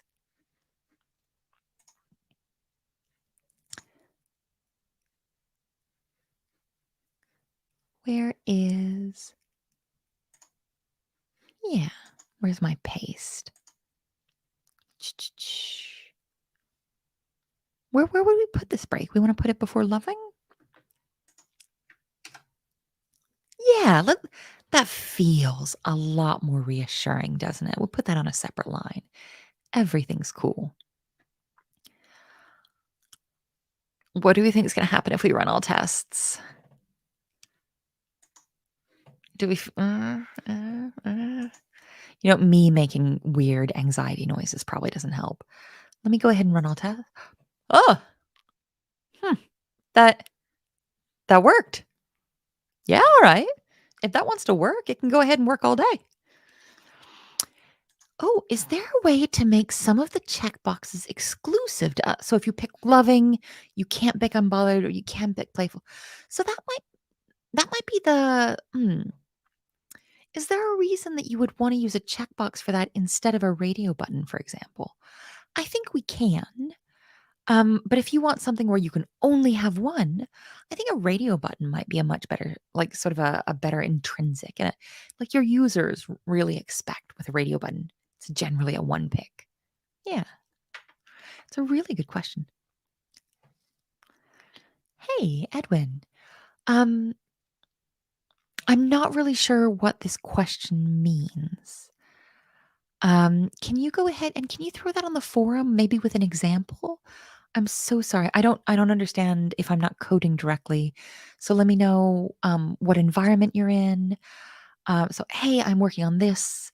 Um, I'm in an HTML file, or I'm in a tutorial environment, or I'm in a doc, and we can go ahead and try and help you out from there. And never be sorry. If you were straying from the point, I could just ignore you if I wanted. Ooh, I wouldn't. But there's no silly questions. So give me a second to stretch. While I stretch, where are y'all based? Like, where's everybody dialing in from? None of you are up in the middle of the night, I hope. Look at this. I'm so elderly and infirm that me sitting at the computer for an hour and a half is breaking me. So we're going. Oh, Boulder. Boulder's beautiful. I only hear nice things about Boulder these days. Do you know what? I'm going to sound like a liar now, but Vancouver's well fancy. No, saying India's cheating. India's huge. What beautiful, exciting city or lovely and peaceful hamlet are you writing from? Well, you know what? That makes it sound like I'm asking where your address is. I don't mean to be a creep. So while we're getting to know each other, we're also start getting to know the val. Oh, Linda, you're in Florida. I confess that I thought you were based in Shrewsbury because Shrewsbury's just down the road from here. We've got somebody in Ireland and somebody said, "Oh gosh, San Diego, it's very early." Um, Thank you for joining me. I'm sorry. So, you know what? Ontario is near Detroit. Is that may well be true, and my brain just absolutely fails to connect. Oh, dialing in from Jamaica. Hopefully you've got beautiful weather at the moment. Oh gosh, everybody. No, I'm just going to keep marveling at everybody being around the world, and I need to get you through this. Let's do this one last one, and then let's do an open question and answer for the last couple of minutes. Yeah? We feel all right? Oh, yeah, Jonathan points out, like, hey, check boxes. We might only want to have one if you've got like 20 choices and some of them contradict each other. Yeah, you're absolutely right. Say, so if you've checked this one, then you can't check that one. Cool. This is a question about business logic. So this is going to be a little bit more complicated than we're going to handle now. But business logic is going to be a lot of what you handle in web development and development overall. So saying, hey, this is what we want, or this is what we need. This is what we need it to do. How do we make this work? Yeah. I'm so sorry, whereas like, um, so sorry to say, like, oh, this is a fantastic question. It's part of a much more complex sort of, even more than execution, a more complex field of study, which is terrifying. So when a form gets submitted, this one's really hard. Oh, you know what? You're saying be brutal. I might be extremely brutal.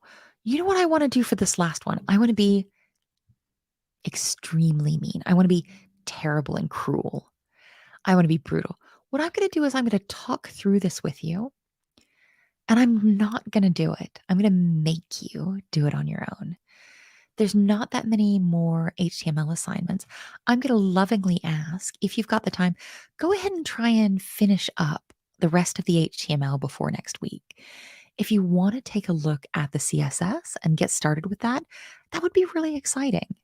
So we're going to preview this last one. We're going to talk about it and sort of talk through it and give you the chance to ask questions, but we're not going to do it together because I'm mean. I feel like because I'm mean has been what we're doing. So here we're going to say, you know what, when a form gets submitted, the data that gets sent back to the server includes the entries for the options selected. So that means it's going to send you a list of what's going on. And for the radio and checkbox buttons, they're going to send the server back that if you've asked people this, they're going to send back the value attribute. Let's take a look at this. I'm going to copy this whole thing. I'm going to take it all the way down here, and we're just going to look at it for a minute.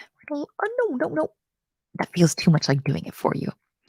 We're going to look at it here. So I definitely know. You know what? We're going to mercilessly only look at this. I'm not going to do any of it for you. I'm the worst. So say, hey, we've got the label for indoor. We've just done that. That feels really familiar. Input ID, indoor, because it's got to match our 4. And this 4 is for screen readers or assistive technology. Here we've added a value. And this feels exhausting, doesn't it? Where you say, well, I mean, the 4 is indoor, and ID is indoor, and the value is indoor. Why do I have to have these 3 times? I say, well, they do say the same thing in most cases, but you need to have them 3 times for 3 different reasons. So the 4 is to say, here's what this choice is about. The input ID is to say, hey, folks using assistive technology, here's what this question's about. And value is so that when this gets sent back to you, they say, well, what question? Oh, the value is indoor. Okay, cool. So here we have two radio inputs. We've got our indoor radio button and our outdoor radio button. And here it says, hey, when the user submits this form with the indoor option selected, the form data will include the line. So it'll look like this. This is what your computer or your server is going to give you. It says, hey, what's up? Because your computer's your friend, your computer's really familiar with you. Your computer say, hey, got some survey results for you. So this person filled it out. And for the indoor outdoor question, their answer was equal to indoor. If you don't have a value attribute, it'll use the default value, which is on. So if you didn't have a value, it would say, oh, hey, for the indoor outdoor question, the answer is on. And you say, computer, that's not a real answer. I think I'm asking people if they want to adopt an indoor cat or an outdoor cat, and you tell me on? And really, it's your own fault for not having the value attribute. So I'm going to go ahead and, so we've sort of talked through what's going on with that. I'm going to go ahead and be super mean. I'm going to close this. And I'm going to take a couple minutes. And does anybody else? Oh, James, are you in Atlanta? I'm terrible. Well, I'm not terribly jealous. I imagine it's very rain. Are y'all getting hit by the hurricanes? I'm just being a bully where I'm like, you stay safe or else. But hopefully Atlanta's far enough away. When I lived down south, we just wound up with our power out a lot. So I'm going to go ahead and stop this, but I am going to go ahead and take the last maybe 5, maybe 10 minutes and answer any questions you all have about this week's homework with HTML, or I'm going to regret this, but give me your weird question. Give me your weird but appropriate questions. Fabio is saying, well, whenever you get the on value back, it's sort of your computer saying, well, shame on you. You knew better. You should have specified a value. So now you get the on result back. It's a very good sort of slap on the nose from your past self, isn't it? To say, oh, hey, you messed this up and this is what you get now. I'm going to pour myself my last little bit of my tea. And I'm going to give folks to answer some chance to ask some questions. If y'all don't have any questions, I'm going to go lie down. I'm both very lazy, and I don't know what it is about streaming, but these sessions are a little bit tiring. I say, like, getting a chance to speak to all of you isn't an absolute gift. I don't mean to complain at all. You all are absolutely brilliant and so interesting. And the idea that I'm talking to you from all around the world is, it's terribly intimidating. Yeah. Oh, Linda, have a nice time, Linda. Thank you so much. Yeah, we'll give folks a moment to ask questions. One thing is that as a teacher, as an instructor, that really, weighs heavily. I think it should weigh heavily. Is the amount of the amount of learner time that you all are putting all of this time and all of this energy into learning. The other thing, earlier I said the only thing I want from you is for you to be learning in a way that's healthy for you and learning in a way that's best for you. And I think I lied. I'd also really like if you have any feedback about the course. This is such a good question. Fabio saying, I haven't checked the project. Should we give it a try? Do you want me to be terrifying? There's actually 5 projects that you've got to do to finish your certification. And please take a look at those projects now. A lot of people do them all at the end and say, oh, I'm going to go through. But if you do a little bit as you learn a little bit, it means that you just need to fill in the gaps and it can feel a lot easier. Give it a try. And even if you don't try it, just look at it. So the concept of previewing and reviewing. Yeah, have a look at those projects, even if you're not going to do them yet. Sorry, I'm just allergic to the whole world. Oh, Parveen, you're in Calgary. Oh, hello. Oh, it's very early there as well, isn't it?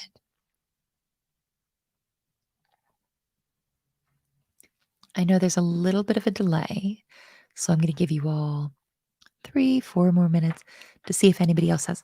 Oh, cool. Do the projects have to be somewhere? They can all stay within freeCodeCamp. You don't have to work out hosting, but I'll try and get somebody to come and talk to us about hosting as a concept. So the projects, you can do them in CodePen, you can do them in freeCodeCamp. It's going to be okay, I promise. Oh, is it Seja? Is saying, hey, you know what? You've started project one. You do you know what? You're so far ahead of the class, and it's just an absolute joy. Yeah, you get a couple weeks through it, you start on the project, and you know what's gonna be enraging is as we get a little bit further, you'll be like, "I'm gonna go back to that I wanna fix that. I've just learned to do this." And it's a it's a, it's a real like, yeah, web development is the joy of learning something new and then having to go back and fix all of your old stuff. Jonathan's got a really good question here. And saying, "Hey, is there a way to make helper functions?" So, mm, a lot of IDEs, so a lot of development environments, so text editor things, will have auto completion. That's a sort of a helper function that lets you do this quickly. I'm so sorry. I'm not sorry. I'm not sorry. Why am I lying? Because I'm mean, and because it helps you learn the muscle memory while you're first learning. I'm going to encourage you to type it out or copy and paste in the beginning. But later on, when you're using an IDE, they will give you some of these supports. This is such a good question about where we're starting next week. On next week, do we continue for? No, isn't that terrifying? Next week, we're going to be starting on CSS. So let's come back and let's look at where we are. So your homework is, if you don't mind, if you get a moment, to go ahead and finish HTML. Let's look at the curriculum. Right now we're on. So you've got 1, 2, 3, 4, 5. You got 5 of these that you've got to do completely on your own. Oh gosh, and was saying the Emmet plugin can help with that. Oh, the Emmet plugin. Ooh. So please do finish these extremely difficult ones all by yourself. But you're not all by yourself. Remember that when you come into any one of these, you can click get help, and that'll give you the opportunity to get a hint or ask for help. And that's usually really helpful. Or you can just head right over to the forums and say, "Hey, I'm stuck," or look at problems other people have had on this, and folks will try and come and help you. From next week, we're going to be starting on CSS. Um, I really want to specify that when I say exciting, I mean terrifying. I'm famously bad at CSS. I am terrible at CSS. So we're going to start doing these really exciting things with CSS from the streams next week. And I'm going to be very carefully trying not to swear or cry. So next week we're going to start off with CSS. Please finish the last 4 or 5 of these of HTML all on your own. I know I've given you the hardest ones, but I love to stress you out. Oh, yeah. Oh, heck. I keep saying next week, but you come back if it's convenient for you. So, all of our Wednesday guest sessions are designed to fit into what you're studying now and to make it fair for people around the world or more chaotic for everyone. We've gone ahead and scheduled those based on when's best for the guest. So, it means some of those will be terribly convenient for people in Europe, and some of them will involve me waking up at 6 in the morning. So, tomorrow at actually, you know what, just around this time, if I could ask one of my lovely assistants to drop the link to the events page into the chat, we're going to have Bruce Lawson coming to talk to us. Bruce is obnoxiously cool. He's going to make some really bad puns. No, it's going to be terrible. So Bruce is over the top, baroquely cool. And he helped write the HTML spec. He's also written a whole book about HTML5. And he's going to be talking to us about sort of the philosophy behind the web. So, loveliness on the web. Y'all think that I'm not nice. Bruce is going to be so much nicer than I could ever dream to be. I'm going to feel a million times meaner afterwards. Yeah. So I'll see you all if you want to join us. There's no pressure. The video is going to be available on YouTube later. But if you want to tag along and accusedly ask, Bruce, why does HTML do this? You can join us live tomorrow, but you can join us on the video later. As always, I massively appreciate getting to learn with you all. And I'm going to go ahead and take that nap. You all have an impossibly early, well, some of you very early, have an easy early morning, have an easy afternoon, or have a really, really chill evening, depending on your location. Bye, my loves. Oh, have a wonderful day.